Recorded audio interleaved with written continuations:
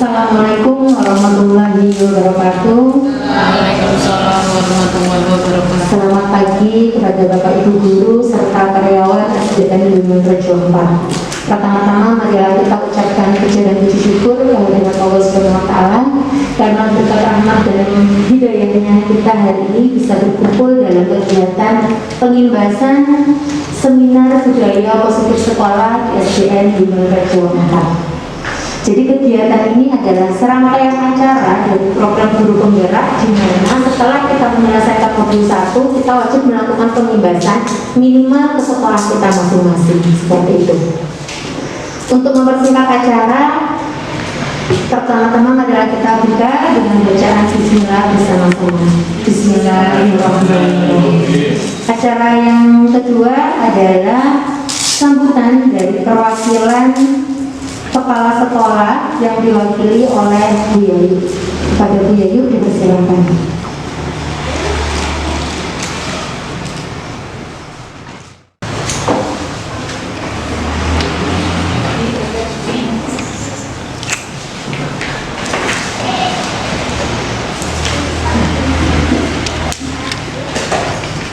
Assalamualaikum warahmatullahi wabarakatuh.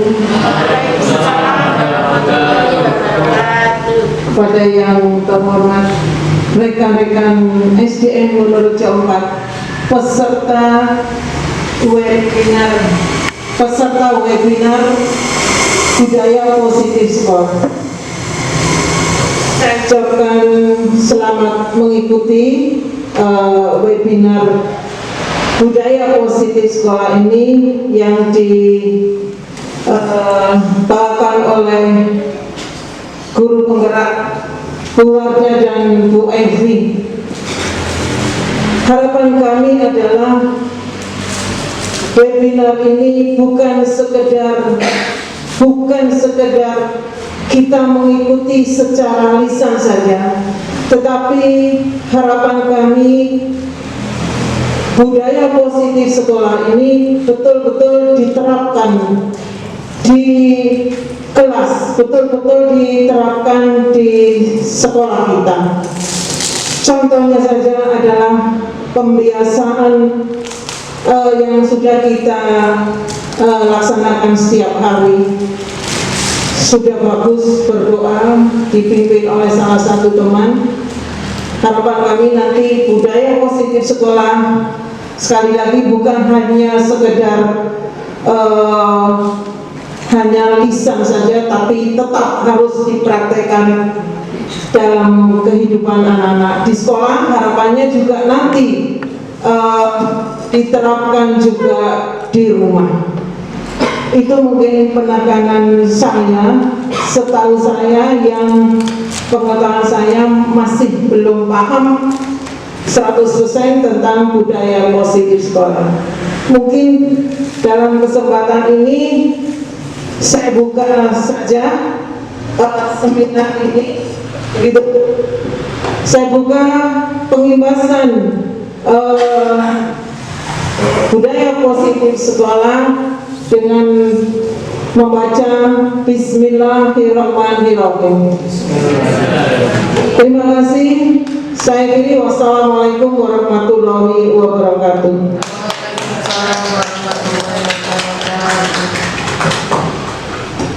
Bapak Ibu jangan tegang-tegang gitu, karena kalau Bapak Ibu tegang, saya juga tegang. Senyumnya mana dulu, walaupun di masker, tolong senyum dulu. Nah, Bapak Ibu, kali ini sebenarnya kita di depan ini berkesempatan melaksanakan pengimbasan, tapi bukan berarti kita yang paling bisa atau kita yang paling jago. Di sini kita belajar bersama, kita sharing, karena di SDN Wonorejo 4 ada 2 guru penggeraknya, maka saya dan Bu Yati akan berkolaborasi menyampaikan budaya positif sekolah. Untuk materi pertama tentu saja bisa disampaikan oleh Bu Evi.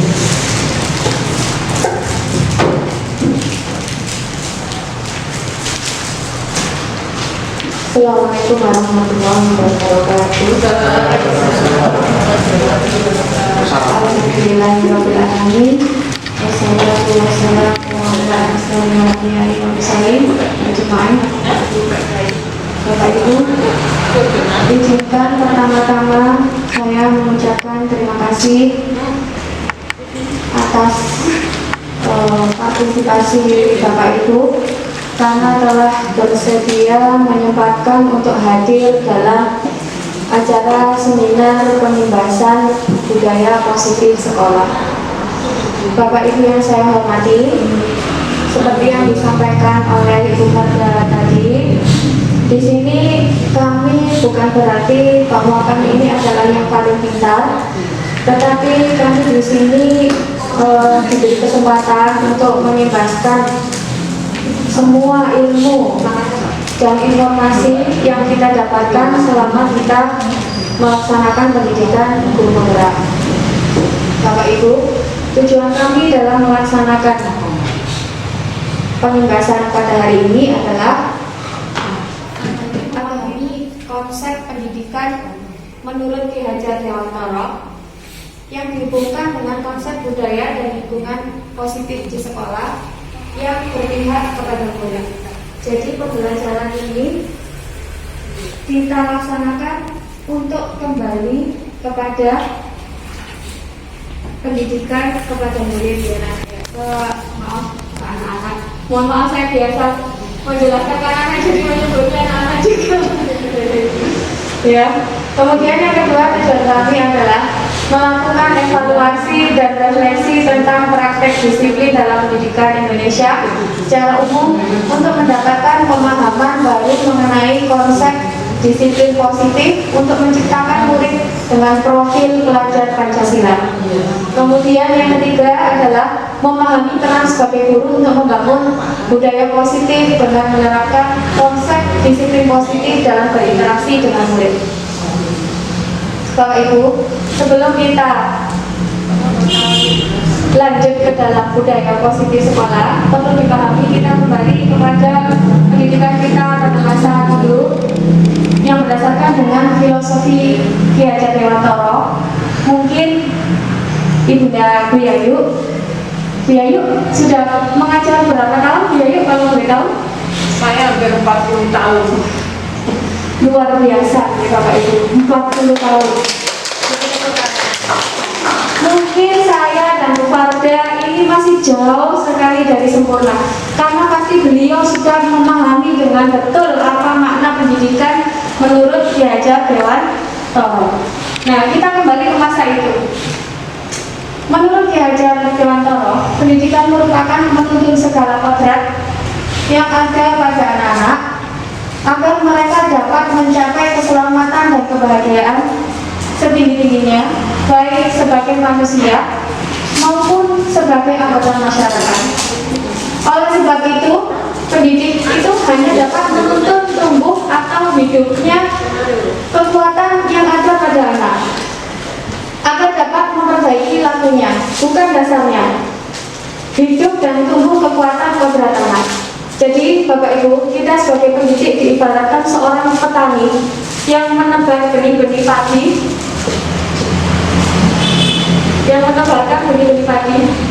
kemudian kita tidak bisa memasakkan padi itu untuk menjadi tanaman lain, karena anak-anak itu sudah dilahirkan menurut kodratnya masing-masing.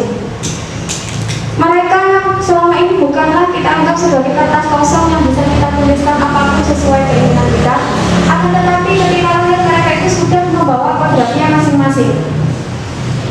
Kertasnya itu sama-sama kemudian kita berikan penekanan. Jadi anak-anak itu sudah memiliki bakat dan potensi masing-masing. Tugas kita adalah memperkuat, mempertajam garis sama-sama itu kepada anak-anak. Begitu Bapak Ibu.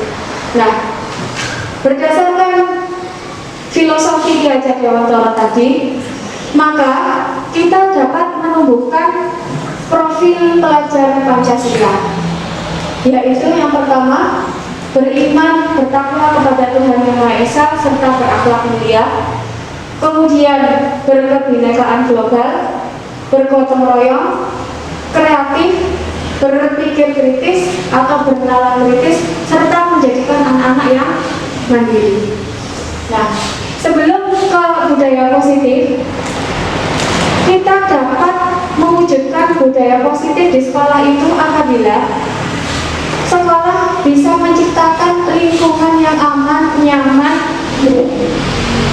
serta positif bagi anak-anak, sehingga anak-anak itu bisa mencipta, kemudian berinovasi sesuai dengan bakat dan minatnya tadi, secara mandiri dan bertanggung jawab. Nah, untuk mewujudkan budaya positif itu Bapak Ibu, ada 6 konsep yang perlu kita pahami. Yang pertama adalah perubahan paradigma. Perubahan paradigma pembelajaran. Nah, sebelum kita ke perubahan ini, saya minta tolong kepada Bapak Ibu, kalau bisa bergandengan berpasangan. Sudah disediakan tadi ada kertas, ada buku, ya Bapak Ibu. Tolong Bapak Ibu menyobek kertas tersebut, kemudian Bapak Ibu tuliskan hal yang paling penting, yang paling rahasia pun boleh. Jangan tulis di situ, di kertas sobekan itu, yang menurut panjenengan semua itu paling berharga dan sangat-sangat rahasia. Jangan tuliskan. Kemudian panjenengan genggam pada tangan kanan atau tangan kiri boleh, tangan kanan ya lebih baik. Nah, kemudian yang bergandengan bisa Budinek mungkin sama Pak Ilham. Diremes. Iya, diremes. Digenggam sekuat tenaga. Tulis dulu. Apa yang penting di situ yang paling rahasia? Pembelajaran. Bukan, bebas, serah bebas. Pokoknya yang menurut jenengan sangat berharga. Boleh nama-namanya, boleh. Pasangan Bapak Ibu kanan kiri atau depan belakang mencoba sekuat tenaga untuk membuka genggaman Bapak Ibu. Dicoba, boleh dirayu, boleh dibujuk, boleh dikasih perhiasan atau apa. Boleh diiming-iming, boleh diitik-itik. Dengan Pak Kali. Bu Aris dengan Pak Cici. Bagi kepikiran suci. Iya. Kita siap Bapak Ibu? Kita kata di genggaman tangannya, temannya. Gantian. Misalnya sekarang Pak Dika yang membuka genggaman Bu Indang, nanti Bu Indang yang membuka genggaman. Gantian. Siap. Dicoba sekuat tenaga. Boleh diitik-itik, boleh dirayu, boleh dipuji, boleh diapa-apa aja. Misalnya Pak Indang betul sama Pak Dika nggak apa-apa daripada Iya. boleh.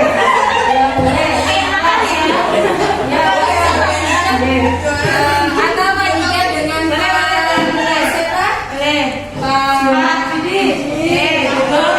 Kita sudah ada yang praktek di belakang. Nah itu sudah ada yang praktek di belakang.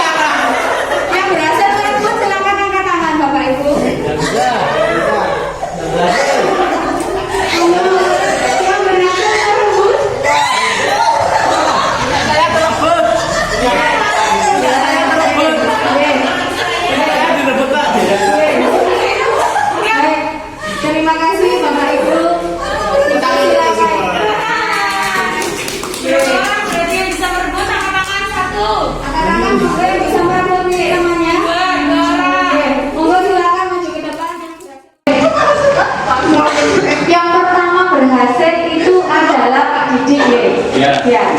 Pak Didi. Pak Didi. Coba diceritakan kepada teman rekan-rekan. Kok bisa jenengan bisa merebut milik teman? Teknik apa yang jenengan gunakan? Hanya diberikan secara langsung, nggak ada. Berarti pasrah ya, Nggak bisa merebut dari. Apa Pak Didi takut sama Pak Didi? Ya, terima kasih berarti diberikan secara sukarela ya. Ya, terima kasih. Tepuk tangan untuk Pak Didi dan Pak Didi. Kemudian Bunia berhasil merebut milik Bu Nedi. Iya. Oke. Teknik apa? Dengan susah payah aku minta sama lagi begini. Berarti Bu Nia itu tadi menggunakan teknik titik memaksa. Nah, sekarang terima kasih Bapak Ibu. Silakan duduk kembali. Ya. Sekarang untuk Pak Jika dan Bu Dinedi, izinkan saya bertanya, apa alasan Anda untuk memberikan secara sukarela milik Anda yang berharga kepada Pak Jika?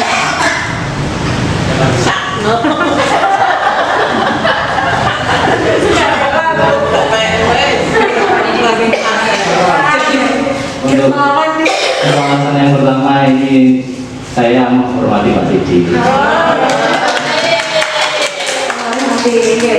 karena saya diminta untuk memberikan rahasia saya ini. Kalau saya menolak, saya akan Pak Didi lebih tua dari saya. Saya intinya menghormati. Terima kasih Kak Jika. Sungguh alasan yang sangat mulia sekali. Oke, terima kasih Pak Jika.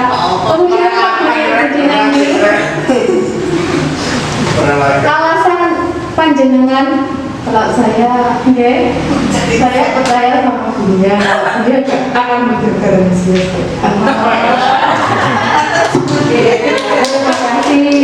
terima kasih Bapak Ibu semua.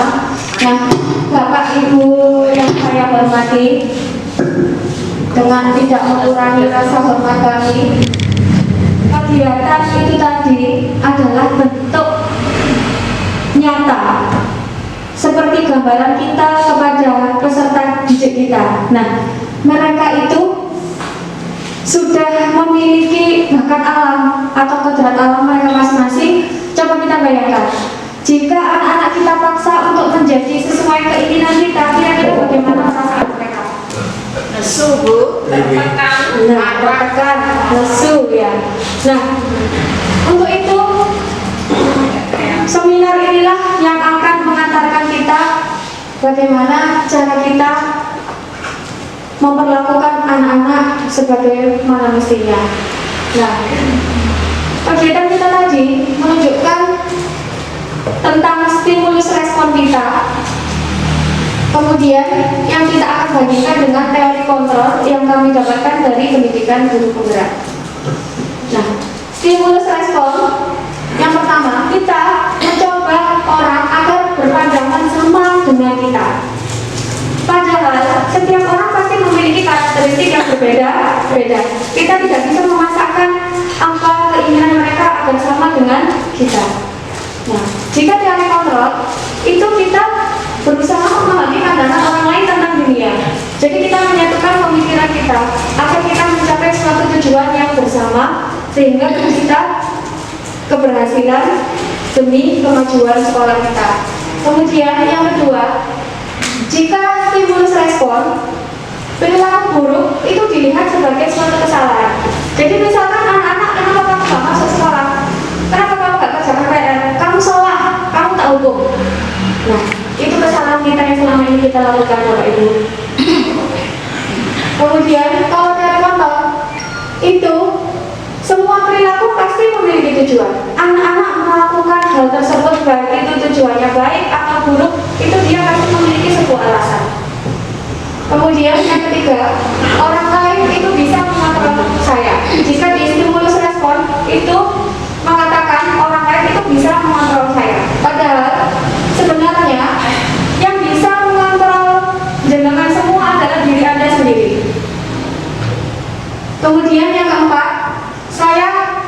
memiliki keyakinan bisa mengontrol orang lain. Akan tetapi jika dalam teori kontrol, Anda tidak bisa mengontrol orang lain. Mungkin saat ini dia nurut karena seperti alasannya Pak Dika tadi, dia menghargai karena Pak Didik lebih tua atau lebih profesional atau apa. Tapi secara mata batin sesungguhnya saya nggak rela bahwa rahasia saya yang terpendam tadi diketahui oleh orang lain, karena masing-masing pribadi kita pasti memiliki pemikiran tersendiri. Kemudian yang berikutnya adalah jika stimulus respon menyatakan pemaksaan atau pada saat bujukan gagal. Kalau kita membujuk gagal, kita akan memaksa seperti yang dilakukan oleh dunia tadi. Entah itu dididik, entah itu dijulek, entah itu di apa, sampai kita berhasil mendapatkan tujuan kita. Jika teori kontrol, kita melakukan kolaborasi atau konsensus sehingga kita bisa menciptakan pilihan-pilihan baru yang dapat diterima oleh semua orang. Yang terakhir, model berpikir menang kalah. Jadi anak-anak selama ini di kelas itu match, yang juara satu aku pasti pinter, yang juara terakhir pasti dia bodoh. Nah itu sudah tertancap di mindset anak-anak kita.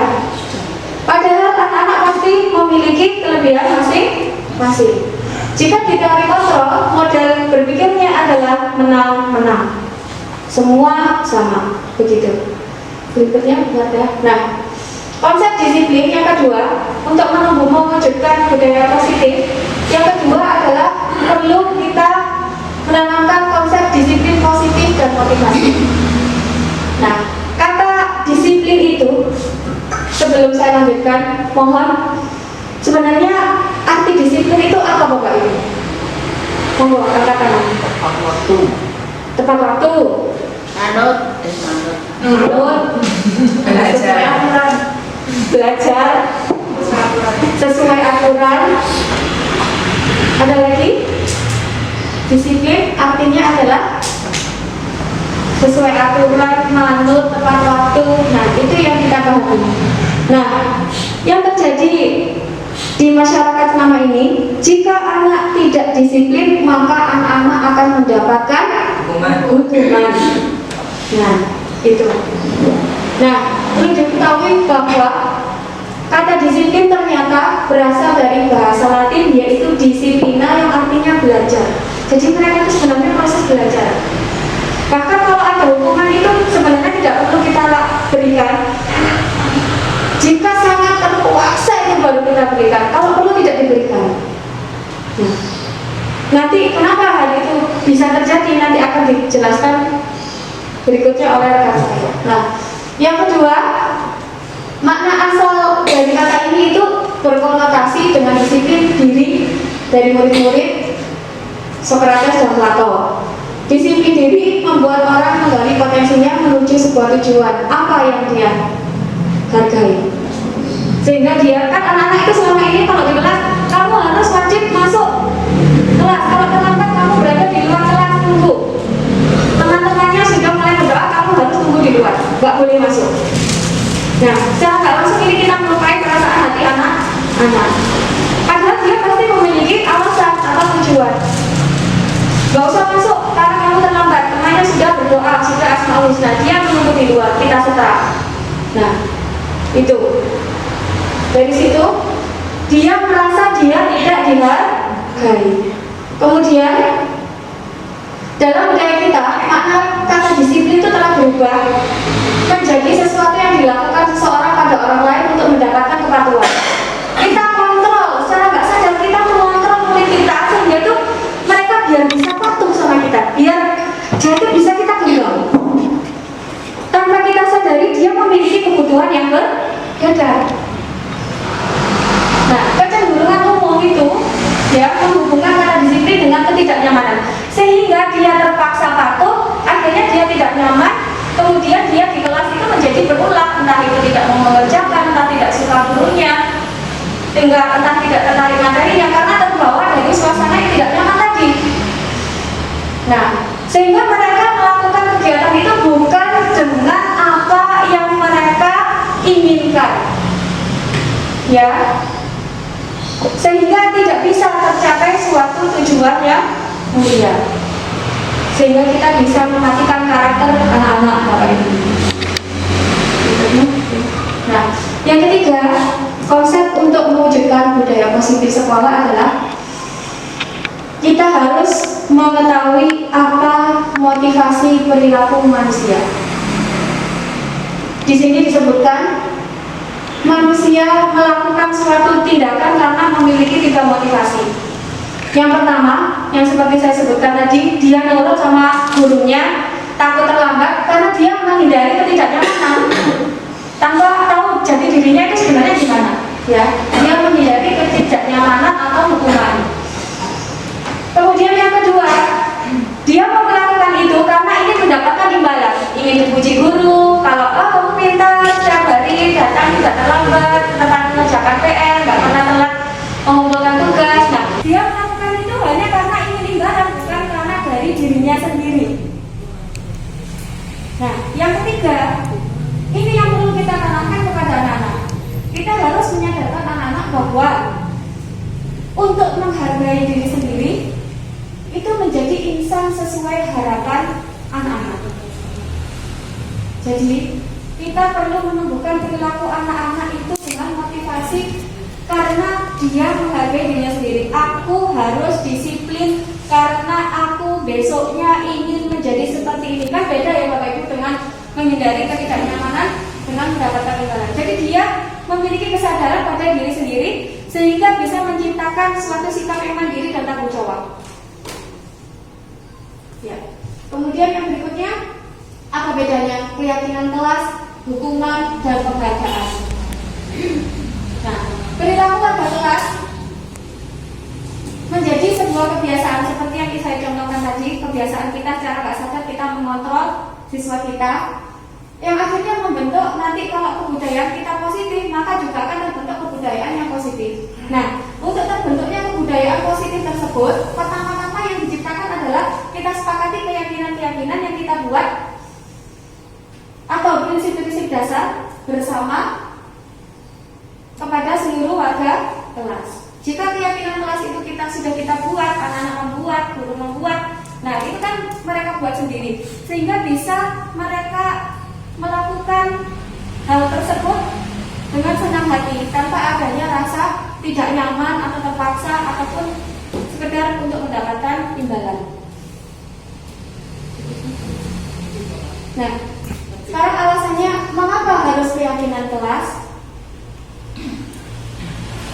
Nah, seperti yang Bapak Ibu ketahui, ini saya tuliskan seperti ibarat seperti ini. Saya berpikir ketika membuat PPT ini, saya letakkan pertanyaan kepada Bapak Ibu, mengapa kita harus mengapa kita memiliki peraturan harus menggunakan helm bila mengendarai kendaraan roda 2? Apa alasan kita?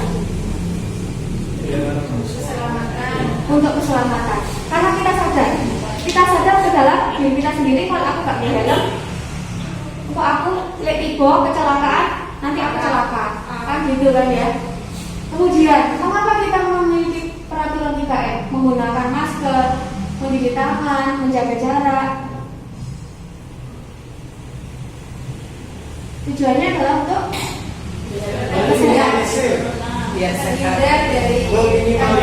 meminimalisir. Nah, ini nilai kebijakan yang pertama pada poin pertanyaan saya yang bertanya itu adalah keselamatan. Nilai keyakinan yang pertama adalah keselamatan kita. Yang kedua, karena keselamatan untuk orang lain juga dan untuk kita. Yang kedua juga untuk kesehatan. Ada 2 nilai keyakinan yang pertama. Nah, yang ketiga, mengapa kita memiliki peraturan harus datang tepat waktu pada saat mengikuti pelatihan? Biar tidak ketinggalan. Ya? Biar tidak ketinggalan. Biar tidak ketinggalan. Alhamdulillah. Jadi itu kan sebuah keyakinan yang tersadar dalam diri kita sendiri, agar tidak dirasa-rasa. Oke, itu sebuah keyakinan. Nah, jadi saya simpulkan suatu keyakinan itu akan memotivasi seseorang secara intrinsik. Kalau dari ekstrinsik atau dari luar, berarti dia itu karena terpaksa, karena tidak nyaman ataupun karena ingin mendapatkan begitu ya Bapak Ibu. Nah, coba di sini saya punya pertanyaan tentang nilai. Monggo yang bisa menjawab. Nah, ada peraturan, kemudian Bapak Ibu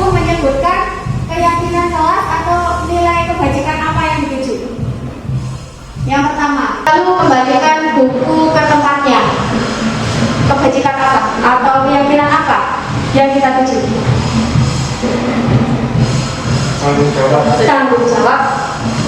Kita simpan dulu ya, nanti kita cocokkan. Oke. Dilarang mengganggu orang lain. Nilai keyakinan kita?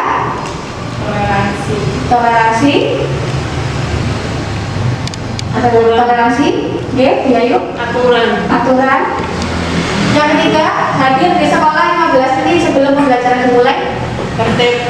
Ketertiban. Kemudian dilarang melakukan kekerasan. Nilai kebajikan yang kita tuju ya Bapak Ibu, bukan karena kita ingin hal itu agar apa, tapi yang kita tuju. Dilarang melakukan keselamatan. Jadi yang kita tuju itu untuk semuanya, bukan hanya untuk kita sendiri. Oke. Dilarang menggunakan narkoba, dilarang melakukan kekerasan. Dilarang melakukan kekerasan. Dilarang melakukan kekerasan tadi. Keselamatan, saling menghormati, dilarang menggunakan narkoba, kata-kata kesehatan, keselamatan, bergantian atau menunggu giliran, tertib, mungkin empati juga bisa masuk ya.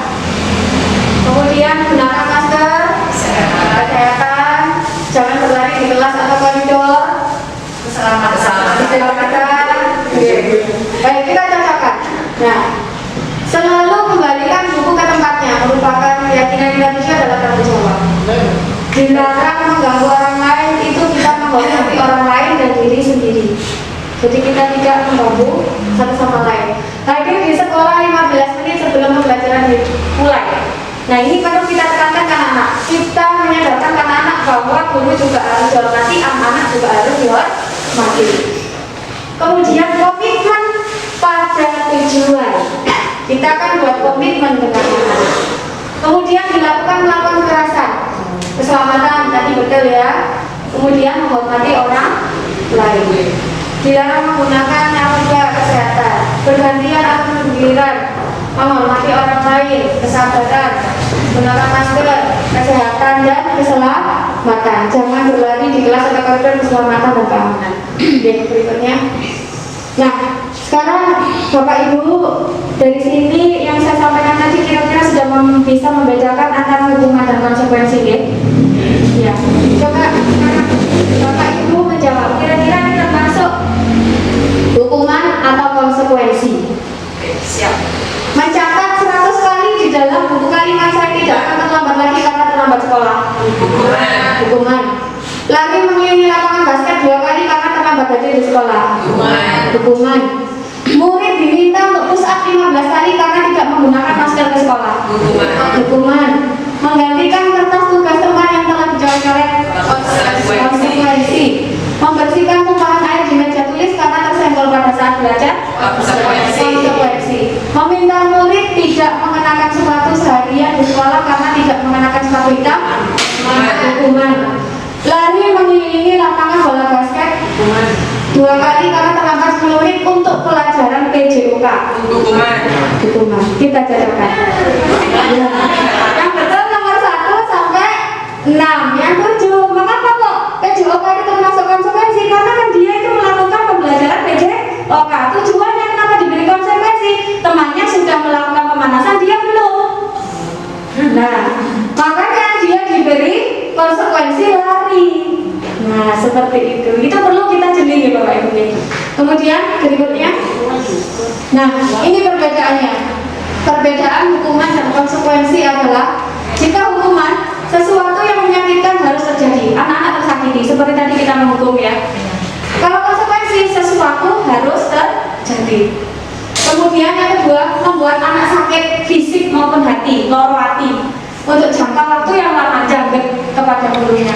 Jika konsekuensi membuat anak merasa tidak nyaman dalam jangka waktu yang pendek. Kemudian yang ketiga, anak membenci kedisiplinan. Yang kalau konsekuensi anak menghargai disiplin. Kemudian hukuman itu dilakukan secara paksaan. Kalau konsekuensi stimulus dan tambahan. Berikutnya, untuk hukuman mendorong anak menyakiti diri sendiri. Kemudian kalau konsekuensi mendorong anak agar mudah menyesuaikan diri. Kemudian berikutnya, hukuman menciptakan konsep diri yang buruk. Dia memiliki rasa dendam. Suatu saat seperti itu. Jika hukuman seperti itu. Kalau konsekuensi menciptakan konsep diri yang baik. Berikutnya, jika hukuman anak belajar untuk menyembunyikan kesalahan dan kamu dan aku nggak dihukum, akhirnya dia tidak jujur, berbohong, melakukan segala cara agar dia tidak mendapatkan hukuman. Jika konsekuensi anak belajar untuk mematuhi peraturan. Kemudian yang berikutnya adalah dengan hukuman akan menciptakan rasa marah, rasa bersalah, dipermalukan, merasa tak dihargai. Itu anak-anak. Dan itu akan lama sekali berada di dalam hati anak-anak. Jika konsekuensi, maka anak-anak akan kehilangan hak, dibuat tidak nyaman, diasingkan untuk sementara, time off. Berarti Bu Eti, kalau hukuman dan konsekuensi tidak perlu kita lakukan, terus tidak apa yang kita lakukan? Kalau dua hal itu tidak sesuai, apa yang kita lakukan sebagai guru untuk diberikan kepada anak? Nah, berikutnya kepada. Nah, berikutnya ini tadi perbedaan yang sudah saya jelaskan di awal, tidak perlu saya bacakan lagi. Kita perlu adanya disiplin restitusi, Bapak Ibu. Hal itulah yang perlu kita tetapkan di dalam pembelajaran kita. Nah, apakah yang dimaksud dengan restitusi? Nah, restitusi berikutnya akan dijelaskan oleh rekan saya yang sangat hebat, Bu Farda. Waktu dan tempat dipersilakan. Terima kasih seluruh penonton yang Selamat. Ayo boleh. Terus ayo boleh atau ayo makan? Bapak Ibu tepuk tangannya dulu ke Bu Evi dong. Bu Evi yang sangat hebat menjelaskan berbagai macam kegiatan tentang budaya positif sekolah. Bu Evi bisa next aja. Nah, Bapak Ibu, sekarang kita akan mengenal tentang kebutuhan dasar. Nah, Bapak Ibu, pada saat anak-anak itu melakukan sebuah pelanggaran atau anak-anak melakukan hal-hal yang di luar nilai kebaikan, itu hijabnya kita tidak boleh langsung mengkritik, memarahi, atau menghukum. Kenapa seperti itu? Nah, karena sebenarnya pada saat mereka itu melanggar nilai-nilai kebaikan, ada kebutuhan dasar dari mereka yang belum terpenuhi.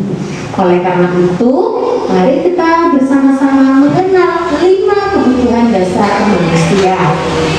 Yang pertama adalah survival atau bertahan hidup. Nah, dalam kebutuhan bertahan hidup ini dibagi menjadi 2 komponen ya Bapak Ibu. Yang pertama fisiologis, yang kedua adalah psikologis. Fisiologis berarti berhubungan dengan fisik, makanan, apalagi? Minuman, tidur, kesehatan, rumah yang layak atau tempat tinggal yang layak, rekreasi boleh. Nah, selanjutnya ada juga namanya komponen psikologis, yaitu rasa aman, rasa nyaman, seks, itu juga psikologis ya. Nah, selanjutnya yang kedua adalah kebutuhan cinta kasih atau diterima. Manusia pasti ingin diberi dan memberi kasih sayang, betul atau tidak? Manusia ingin diakui dalam sebuah komunitas, betul atau tidak? Misalnya nih Pak Ilham, guru baru, ingin dong langsung diterima sebagai keluarga besar Bunda Raja 4, ya? Ya.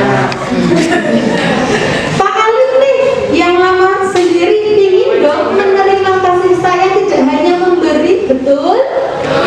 Nah, tandanya manusia butuh kebutuhan cinta kasih. Selanjutnya kebutuhan yang ketiga adalah kebutuhan penguasaan. Kebutuhan penguasaan ini ingin diakui prestasi atau kemampuan yang dimiliki. Bagi anak-anak biasanya terlihat mereka ingin selalu menjadi pemimpin, ya, ingin selalu nyiapin, ingin selalu pertama. Mereka juga sebelum mencoba hal-hal baru, mereka mengamati dulu. Kenapa? Takut diolokin kalau salah karena mereka ingin kemampuannya dilihat oleh banyak orang. Itu adalah kebutuhan penguasaan. Selanjutnya kebutuhan kebebasan. Setiap orang pasti memiliki pilihan, maka orang membutuhkan kebutuhan kebebasan untuk memilih keinginannya sendiri. Yang terakhir adalah kebutuhan kesenangan. Banyak sekali kebutuhan kesenangan yang bisa kita terima. Misalnya dengan tertawa dengan teman, itu termasuk senang. Jalan-jalan yang hobi. Atau anak-anak kebutuhan kesenangannya terpenuhi dengan gibah katanya. Bukan, anak-anak nggak gibah bu. Yang gibah kita. Kalau anak-anak dengan cara bermain. Makanya kita harus memberi waktu mereka untuk bermain agar kebutuhan dasar mereka terpenuhi, biar mereka tidak sering membuat ulah. Oke, next book. Nah, kita tes nih. Yang pertama, ibu guru bilang aku tidak boleh bersenandung sewaktu mengerjakan tugas. Katanya kelas harus tenang, tidak ada suara. Padahal aku itu loh suka menyanyi. Kebutuhan apa Pak, Bu? Kebebasan. Kebebasan untuk apa Bu? Bernyanyi. Kebebasan untuk berekspresi. Kesenangan. Yang betul adalah kesenangan. Nah, makanya biar anak-anak panjenengan kalau pagi itu nggak siulan, sesekali mereka disuruh memimpin, menyanyikan lagu Indonesia Raya di depan. Intinya kita salurkan ke hal-hal yang positif. Selanjutnya, ibu guru tidak menyapa aku hari ini, padahal aku pakai jepit rambut baru. Ada yang pengakuan, ada lagi? Dia pakai jepit rambut baru, dia ingin disapa soalnya dia lebih cantik nih. Kebutuhan untuk kebutuhan apa sih teman-teman ini? Penguasaan apa? Pujian. Berarti kebutuhan apa? Di antara 5 ini kebutuhan apa? Cinta, tahu kasih sayang. Karena dia ingin diperhatikan.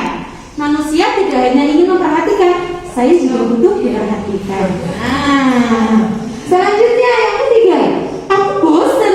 Masa belajarnya cuma gitu-gitu aja? Dengerin bu guru aja. Kebutuhan apa? Anak-anak sering ngantuk, sering ngamuk. Sebenarnya kebutuhan apa yang mereka belum terpenuhi? Kesenangan, karena senangnya gibah. Jadi pada saat mendengarkan, dia ngantuk. Kebebasan, betul. Karena setiap anak memiliki cara belajar yang berbeda. Jika kita paksakan mereka untuk mendengarkan kita mulai pagi sampai siang, ya pasti bosan. Selanjutnya, aku sebel. Gambarku tuh loh nggak rapi. Tapi sama bu guru malah ditunjukkan ke teman-temanku.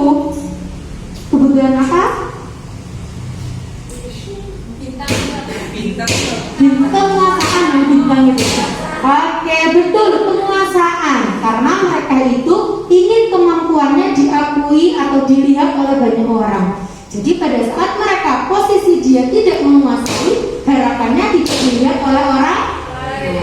Oke, next book. Nah, Pak Bu, pernah tidak sih sebenarnya kita mengevaluasi diri kita? Apakah kita sudah berhasil menerapkan kedisiplinan di kelas kita? Apakah anak-anak selama ini kita terapkan kedisiplinan yang menurut kita benar? Anak-anak sudah berkarakter menjadi lebih baik? Atau tetap? Atau kadang baik, kadang pancet? Atau seperti apa? Nah, itu butuh kita merefleksi diri. Kenapa? Karena ternyata kunci keberhasilan kedisiplinan terletak juga pada posisi kontrol. Posisi kontrol berarti kita sebagai pengontrol anak-anak, kepala sekolah sebagai pengontrol guru. Saya akan menjelaskan dari level yang paling bawah, yaitu penghukum. Level penghukum ini biasanya atau ciri-cirinya jika anak ada yang salah langsung gurunya marah-marah. Kamu yang salah. Nah, kamu lihat suara saya. Awas dulu ya, enggak? Ada yang pernah seperti itu? Ada saya. Atau bisa gini. Kamu tuh mesti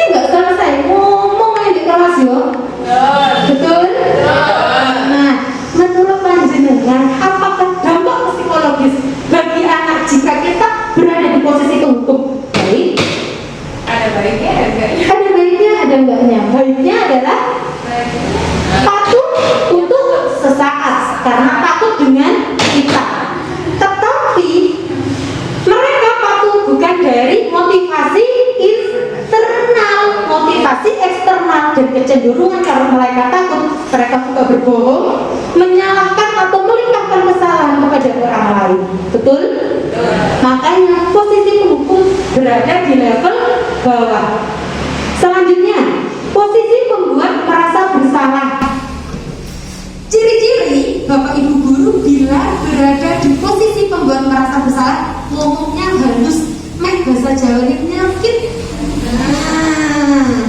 Ngomongnya halus bu, cuma dia omongannya itu ngomong terus mengubah perasaan hingga si anak itu merasa bersalah. Biasanya kata-katanya seperti ini. Nah ya, gini, saya tole, sampai kapan saya bu guru itu ngomongi kamu? Melbu kuping kiwa, melbu kuping kanan, krungu ora tole. Ngomongnya halus tapi nyakit. Ada misalnya ibu sama bapakmu ngerti loh kelakuanmu di sekolah, apa ya orang langsung ngomongnya pelan gak marah tapi menyakitkan. Dampaknya bagi anak itu apa? Dia akan merasa rendah diri, bukan rendah hati loh ya, rendah diri. Dia merasa orang yang paling berdosa karena dia merasa mengecewakan orang-orang yang di sekitarnya. Berarti dampaknya baik atau tidak? Selanjutnya sebagai teman, biasanya yang teman ini bapak ibu guru muda yang sok gaul, sok dekat dengan anak muridnya, sok yes ya.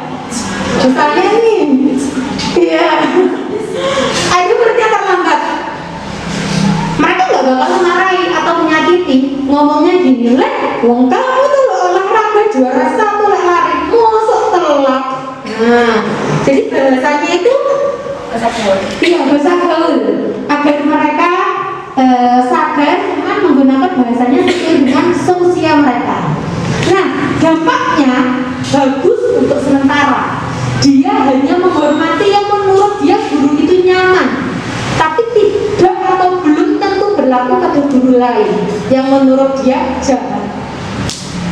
Dan mereka tergantung pada panjenengan yang nyaman. Tapi mereka nggak nyaman sama orang lain, ya mereka apa adanya, mereka karakternya jelek ya jelek aja gitu ya. Jadi ada plus minusnya. Selanjutnya agak lain sedikit sisi pemantau. Kalau pemantau itu tipikal bapak ibu guru yang sesuai data, jejak lurus. Misalnya ada terlambat, Riz terlambat ya. Ya bu, kenapa? Bangun kesiangan. Kamu tahu konsekuensi kelas? Karena sebelumnya sudah ada keyakinan atau kesepakatan yang dibuat. Tahu kenapa? Apa konsekuensinya? Kalau terlambat berdiri di depan kelas, ya sudah laksanakan. Berhenti di situ. Tapi apakah mencari solusi? Tidak. Hanya sesuai dengan kesepakatan kelas. Ngomongnya gak banyak. Kalau untuk memantau hanya kamu telat, konsekuensinya apa? Ya wis lawan gitu loh. Itu pemantau. Nah, grade yang paling tinggi adalah grade manager, di mana bapak ibu guru harapannya berkolaborasi dengan anak yang mengalami kesalahan atau mengalami kekurangan untuk mencari solusi jika dia berbuat kesalahan. Misalnya tadi kan itu, jangan Pak, misalnya Dudi datang terlambat. Dudi kenapa terlambat? Bangun kesiangan Pak. Loh, kenapa bangun kesiangan? Pasti ada alasan dong. Semalam nonton YouTube Pak. Nonton YouTube. Nonton apa nih? Pelajaran kali. Enggak Pak, biasa sama teman-teman. Kalau kamu nonton YouTube, ya tidak salah. Tapi kira-kira benar nggak kesiangan? Tidak Pak. Kita gali biar dia tahu konsekuensi dan dampak apa yang dia lakukan. Nah, kamu terlambat. Betul atau salah? Betul. Kenapa? Salah. Kenapa salah? Ketinggalan pelajaran. Nah, kalau ketinggalan pelajaran bagaimana? Apa yang harus kamu lakukan? Jadi hukumannya itu terucap dari dia, konsekuensinya terucap dari dia. Kenapa? Pada saat mereka berucap, harapannya konsekuensi itu akan dilakukan secara konsisten dan itu menjadi motivasi internal, bukan guru yang memberi hukuman.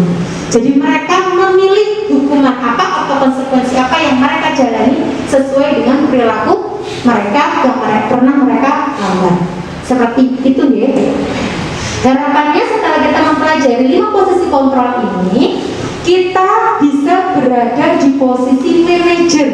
Kenapa? Selain kita mendisiplinkan anak, kita juga harapannya mengubah karakter anak itu menjadi lebih menjadi lebih bertanggung jawab, tidak hanya sementara tetapi selamanya. Pinter buat Bu Ais, dapat 100. Tepuk tangan, biar nggak ngantuk, tepuk tangan dulu. Next Bu. Nah, ayo kita bersama-sama. Kira-kira posisi kontrol yang apa ini? Ayolah lakukan demi saya, demi Bu Guru. Bukan maksud. Posisi kontrolnya yang apa? Teman, apa pemantau, apa manajer? Ayo. Teman, pintar. Selanjutnya, apakah kamu mau mendapatkan stiker bintang hari ini? Yang kedua. Untuk teman pemantau. Yang kedua, coba apa tuh yang kedua? Pemantau. Pembuat pengawasan bersama. Oke, sudah hafal ya Bu? Yang bawa hukum. Yang kedua, yang omongannya nyelekit, membuat rasa bersalah. Yang sok gaul, teman, pemantau sesuai data. Yang paling bagus, manajer direct. Pemantau. Selanjutnya yang kedua ya tadi, apakah kamu mau mendapatkan stiker bintang hari ini? Apa? Ada yang lain? Mau nggak? Apakah kamu mau mendapat stiker bintang hari ini? Jawabannya? Teman atau pemantau? Manajer, teman, pemantau? Yang betul bukan teman besar ya. Yang betul adalah Ingat dari karena imbalan tadi Bapak Ibu ya. Kan ada 2 tadi posisinya kan ya. Karena anak-anak melakukan karena dia ingin mendapat hukuman, imbalan atau dari diri sendiri. Itu yang kita buat acuan. imbalan atau tidak. Dia mendapat stiker kalau kamu melakukan, berarti dasarnya imbalan. Berarti posisinya dia, posisi Bu Guru yang mengatakan ini posisi apa?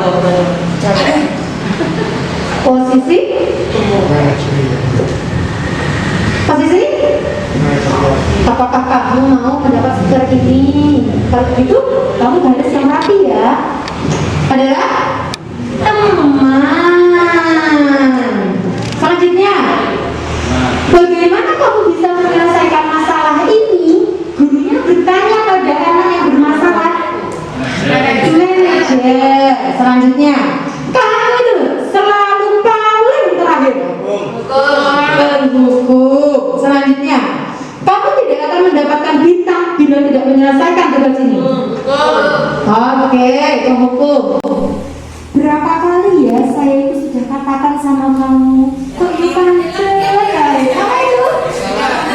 Rasa bersalah. Terus ini, ingat bukan apa yang saya lakukan untukmu? Leng, ayo tak, besok jangan terlambat ya. Ingat, Pak Diko itu loh baik sama kamu. Adalah teman. Selanjutnya, kamu itu gak bakalan berhasil dalam kehidupan ini. Penghukum. Terakhir, apa rencanamu untuk menyelesaikan ini? Manajer. Wah, Bapak Ibu Guru SDN nomor 24 hebat. Nanti harapannya kita bersama-sama dapat melaksanakan 5 posisi kontrol yang paling atas. Oke? Next. Manager. Sebentar Pak Bu, saya ngerepek lagi, saya lupa. Restitusi. Nah, Bapak Ibu, jadi sebenarnya perlu kita tahu pada saat anak-anak itu berbuat salah, ada peluang mereka tumbuh karena mereka belajar menyelesaikan masalahnya dari masalah yang telah mereka lakukan. Nah, proses menciptakan kondisi baik bagi murid untuk memperbaiki kesalahan mereka sehingga terbentuk pribadi yang lebih baik itu disebut restitusi. Jadi restitusi itu bisa dikatakan cara menanamkan disiplin positif pada anak atau pada murid. Oke, disiplinnya positif, bukan sesuai karena ada hukuman. Nah, restitusi ini ada 3 tahapan. Sebenarnya tidak harus harus dari bawah dulu. Kita bisa mengkombinasi sesuai dengan keadaan yang kita hadapi. Yang pertama adalah menstabilkan identitas. Jadi menstabilkan identitas ini membuat murid yang merasa gagal menjadi lebih baik. Misalnya, sang anak tidak mengerjakan PR. Posisi dia gagal atau baik? Gagal, karena dia tidak mengerjakan PR. Kalau kita marah-marah, kok aku tuh orang ngerjakan PR, saya bikin PR, orang marah. Berarti kita membiarkan mereka di posisi gagal. Betul? Karena kita tidak memperbaiki situasi. Toh dia besar anggaran PR, dimarahi, berarti kita tetap membiarkan dia di posisi gagal. Bagaimana cara menstabilkan identitas? Kita bangkitkan, kita motivasi. Bu guru itu dulu zaman SD ya sering nggak ngerjakan PR. Tetapi bu guru hingga saat ini, karena bu guru yakin, guru dikasih tahu sama gurunya bu guru, kalau kita mulai dari sekarang rajin, pasti kita akan lebih baik. Nah, itu namanya menstabilkan identitas. Jadi intinya pada saat ada anak yang memukul, ada anak bertengkar, anak membuat kesalahan, kita menenangkan mereka. Fungsinya dengan menstabilkan identitas, rasa percaya diri mereka raih lagi. Oke? Selanjutnya yang kedua, validasi tindakan yang salah. Mereka berbuat salah, mereka harus tahu apa kesalahan mereka. Tidak langsung kita benarkan karena memang mereka salah. Nah, ini tahapannya validasi tindakan yang salah. Jadi ingat Pak Bu, kembali ke materi yang tadi, anak berbuat salah, anak berbuat yang tidak sesuai nilai-nilai kebaikan karena kebutuhan dasarnya belum terpenuhi. Oleh karena itu, poin yang kedua, jika dia itu terlambat, tanya, kenapa kamu terlambat? Karena setiap kegiatan, setiap tujuan, setiap apa yang dia lakukan pasti ada tujuannya, pasti ada sebab dan akibatnya. Selanjutnya yang ketiga, mungkin kata-kata juga ya, Bapak Ibu guru, gimana sih Bu kata-katanya pada saat kita memvalidasi tindakan yang salah? Nah, kenapa sih kamu kok ngelakuin itu? Atau, nah, mau nggak sih jadi anak baik tanpa harus memukul? Mau nggak kamu Bu guru perhatikan tanpa kamu harus bikin onar? Nah, seperti itu adalah validasi tindakan yang salah. Jadi kita kasih tahu dulu tindakan apa yang salah. Next, yang ketiga adalah menanyakan keyakinan. Nah, Pak Bu, ini yang paling penting pada saat anak-anak mengalami gagal, kita harus tanya kepada mereka, apakah kamu mau menjadi lebih baik? Apa tujuan hidupmu? Kenapa? Mereka biar bisa berpikir, berpandangan ke depan. Aku ini mau jadi apa? Pribadiku ini mau aku jadikan apa? Itu yang perlu kita tanyakan. Misalnya ada anak yang suka motor, nah mau nggak jadi anak baik? Pasti jawabannya mau. Nah, mau nggak jadi anak patuh? Jawabannya mau. Tapi mereka tuh bingung. Aku kudu ya opo? Dan saya dikatakan orang baik, biar saya dikatakan patuh. Nah, ini tugas kita. Kita berkolaborasi dengan mereka. Kita memberi nasihat, tapi mereka memberi konsekuensi dari dirinya sehingga mereka bisa berjalan sesuai dengan apa yang mereka katakan. Seperti itu. Nah, Bapak Ibu, tidak terasa materinya sudah habis. Harapannya setelah kita mempelajari materi-materi ini, kita dapat mempraktekkan minimal untuk diri kita sendiri yang akan kita berikan juga kepada anak-anak. Nah, biar dengan tidak ngantuk, kita akan memberi door prize untuk 2 penanya. Hanya 2. Door prize-nya harganya nggak mahal ya, setara emas antam atau antem ya. Monggo Pak Bu yang mau bertanya silakan.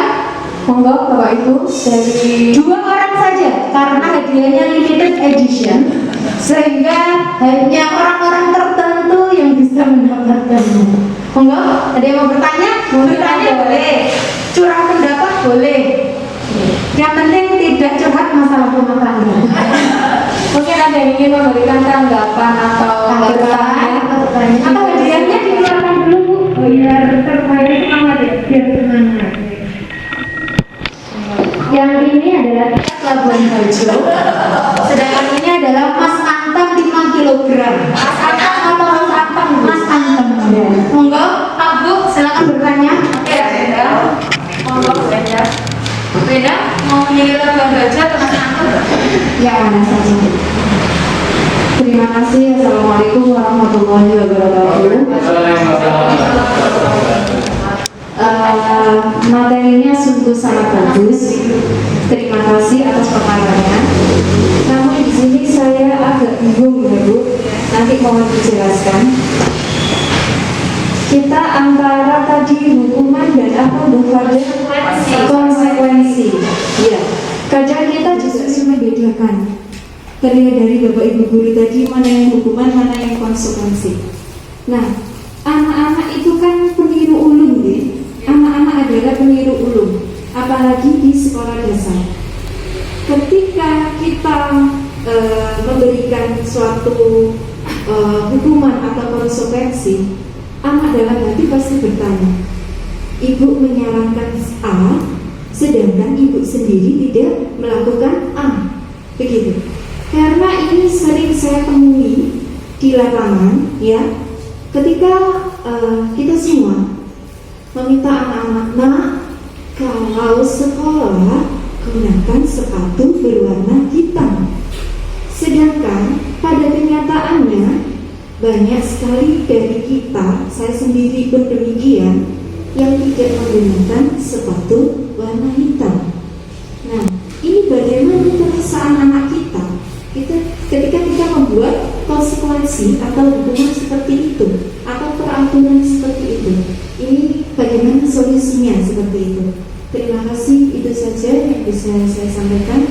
Wassalamualaikum warahmatullahi wabarakatuh. Labuan Bajo Antam. Saya suka yang Antam. Baik, selanjutnya pertanyaan. Monggo Dunia sedang memamah dia, jadi saya di sini saja.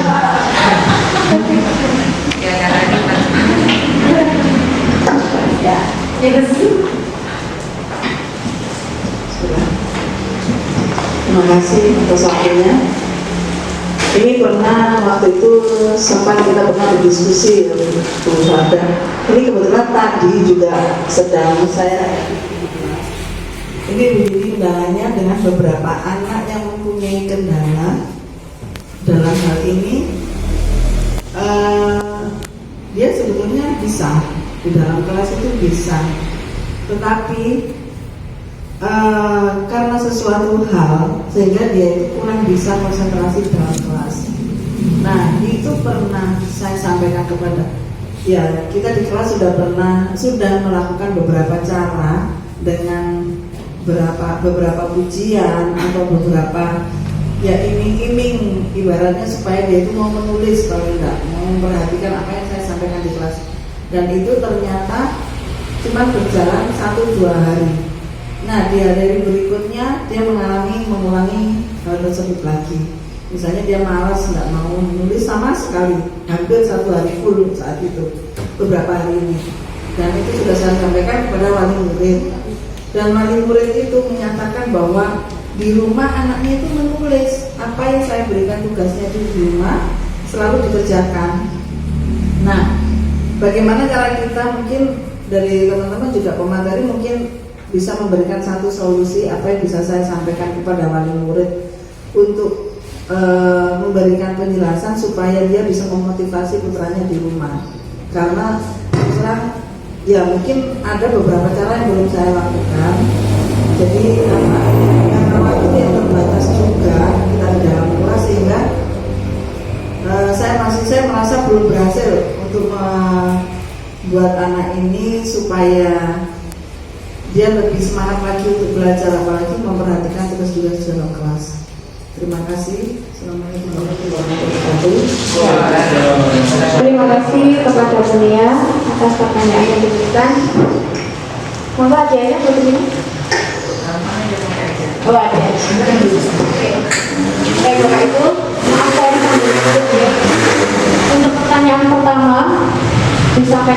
Bu Endang bahwa pertanyaannya tadi adalah ini ya, bagaimana cara memotivasi bagaimana mendisiplinkan anak padahal guru belum disiplin ya, gitu.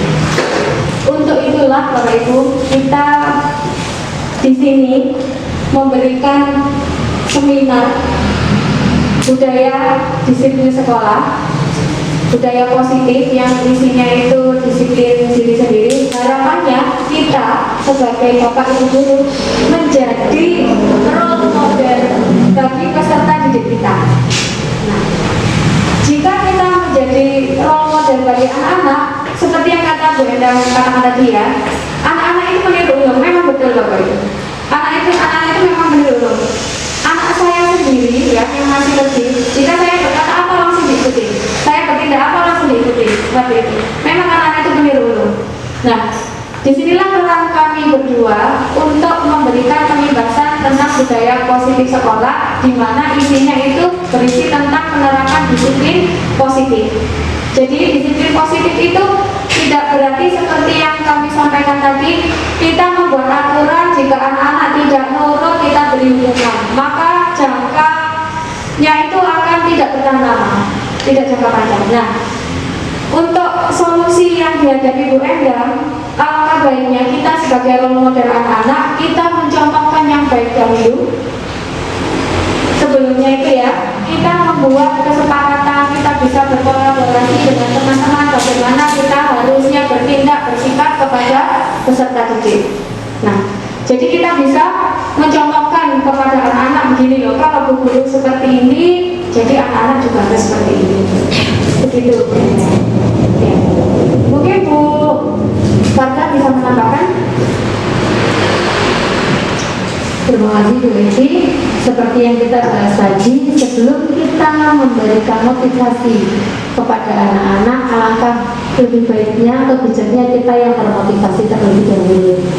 Nah, semoga harapannya setelah dari sini, panjenengan semua juga memiliki motivasi dari dalam diri. Bagaimana kita berperilaku, bagaimana kita memberi contoh kepada anak-anak.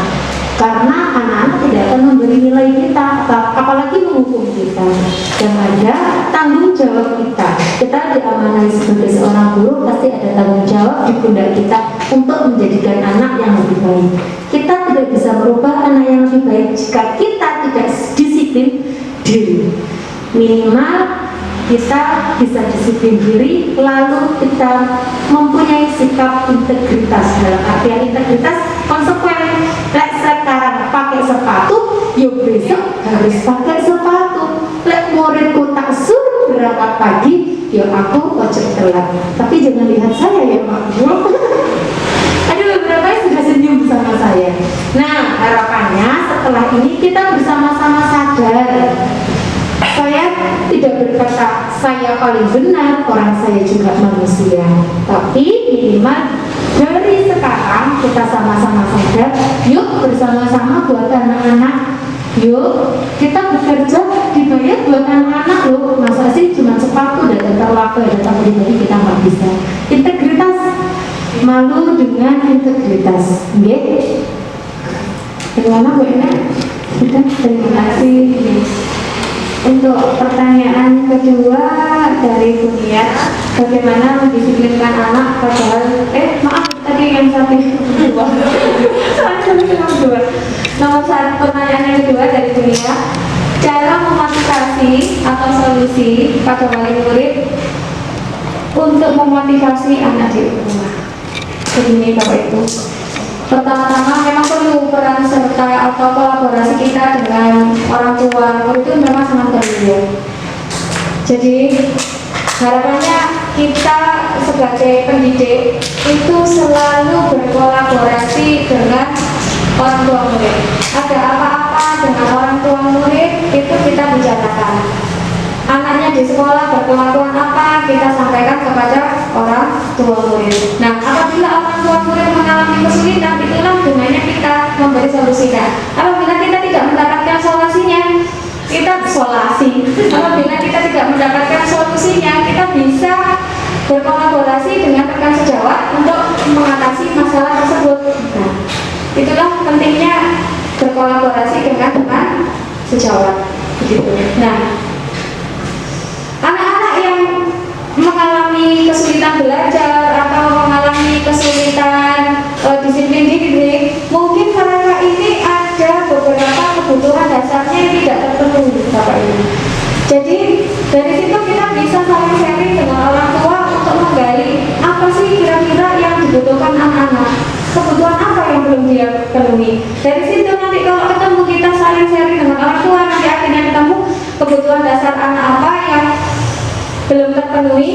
Nah, kita bisa memberikan motivasi kepada orang tua, Bu, ternyata putra jenengan itu minta tujuannya apa, Bapak Ibu tujuannya menyekolahkan anak-anak itu untuk apa. Nah, kita kembalikan seperti itu. Jadi kita kembalikan dalam keyakinan mereka dari dalam. Seperti Bapak, seperti itu ya. Mungkin Bu Fadha ingin menambahkan? Sudah. Baik, terima kasih Bapak Ibu atas waktu yang diberikan, karena waktunya sudah habis yang diberikan kepada kami dan Bapak-Bapak ingin melaksanakan sholat Jumat. Sekali lagi kami ucapkan terima kasih banyak atas partisipasi, kemudian tenaga dan waktunya yang mau kita repoti sehingga kegiatan ini dapat berjalan dengan lancar. Semoga Allah SWT membalas kebaikan Bapak Ibu semua. Amin.